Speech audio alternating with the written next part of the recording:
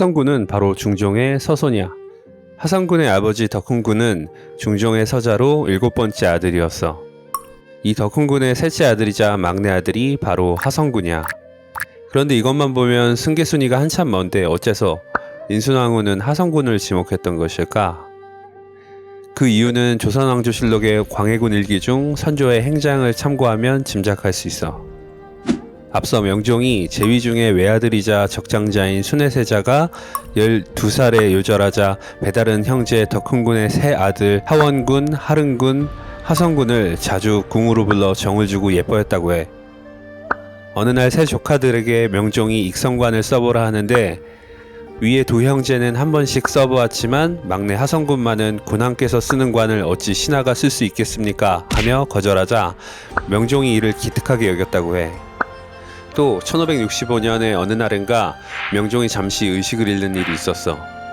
왕이 보통 아프거나 의식불명일 때 세자가 왕을 돌보는 것이 관례였는데 그때 하성군이 명종을 돌보았고 조정 대신들과 인순왕후는 물론 명종도 이것을 따로 언급하지 않고 넘어갔어.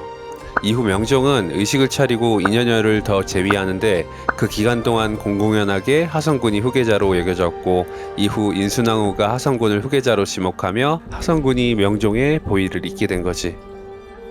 이렇게 하성군은 태조 이후 최초로 직계가 아닌 반계로 16세 조선 14대 왕으로 즉위했어. 어린 선조 대신 인순왕후가 수렴청정하는데 어린 나이에도 적극적으로 정사에 관심을 두자 불과 1년여 만에 수렴을 관두고 선종이 직접 정사를 돌보기 시작했어. 직계가 아닌 반계 출신 왕이라 정통성 문제가 생길 수 있었기에 신진사림 세력을 적극 등용하여 힘을 실어주었어. 또 사림의 스승격인 이황과 이이 등을 극진한 예우로 대하여 성리학에 기반한 유교적 국가통치에 활력을 불어넣었지. 하지만 이후 행실들로 욕을 많이 먹는 왕이 되는데 붕당이 대립할 때 선조는 미온적으로 행동하여 혼란을 적극적으로 바로잡지 않았고 이후 임진왜란 때는 분조까지 하여 세자에게 구국을 떠맡기고 자기 권한은 유지한 채 명으로 망명하려는 야비한 행동을 했기 때문이야. 이 부분은 뒤에 좀 더 살펴보도록 하자고. 선조가 즉위했을 시기 훈구파 공신 세력들은 나이가 들어 죽거나 세력이 완전히 와해되었고 명종 때의 기득권을 잡았던 외척들조차 친사림 행보를 보이는 등 사림 세력이 본격적으로 조선 정계를 좌지우지하기 시작했어. 이들은 이젠 자기들끼리 기성과 신진으로 동서분열하여 붕당을 형성하고 대립하기 시작했어.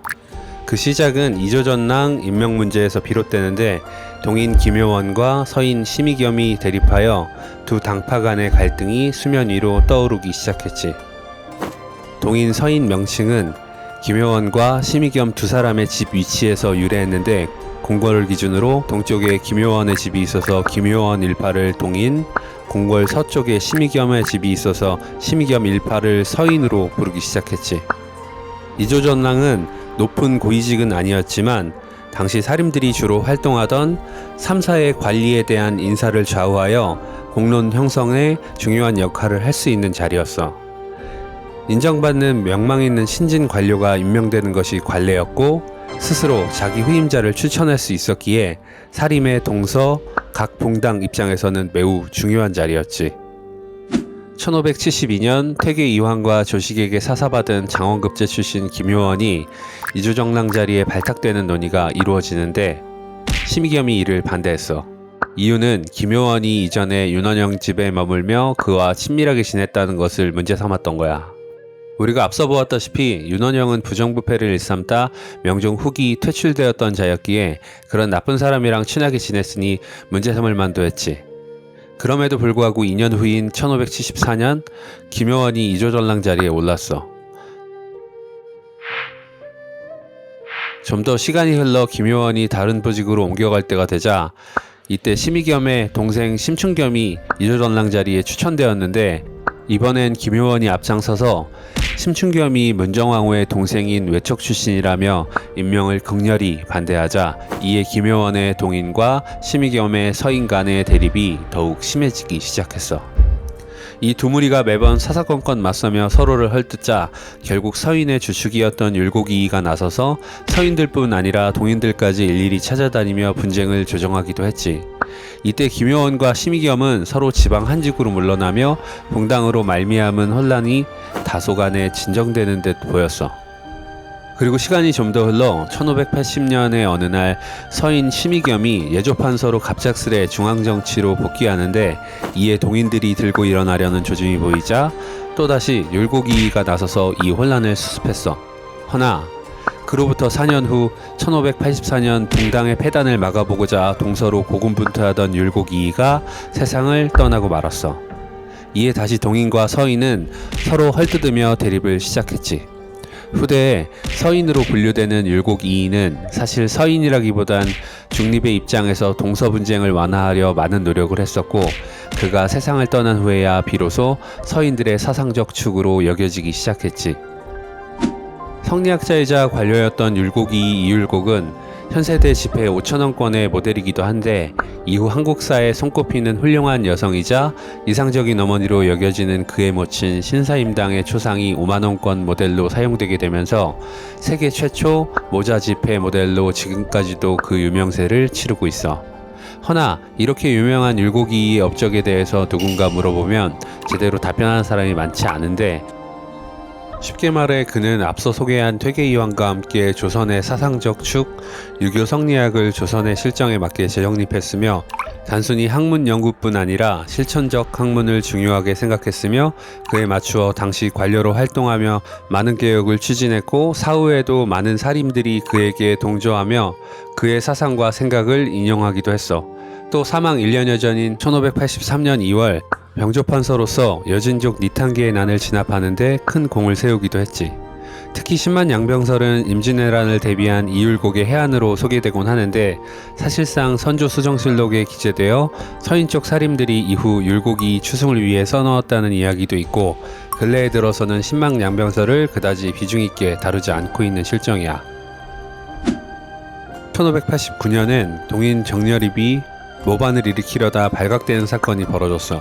사실 정열입이 모반을 정말로 획책했는지에 대한 의견이 분분하지만, 분명한 건 이 사건 이후 동인이 힘을 잃게 되었다는 사실이지. 이 정열입 모반 사건을 시작으로 거의 2년여간 대대적인 동인 숙청이 일어나는데, 이 사건을 기축옥사라고 부르고 있어.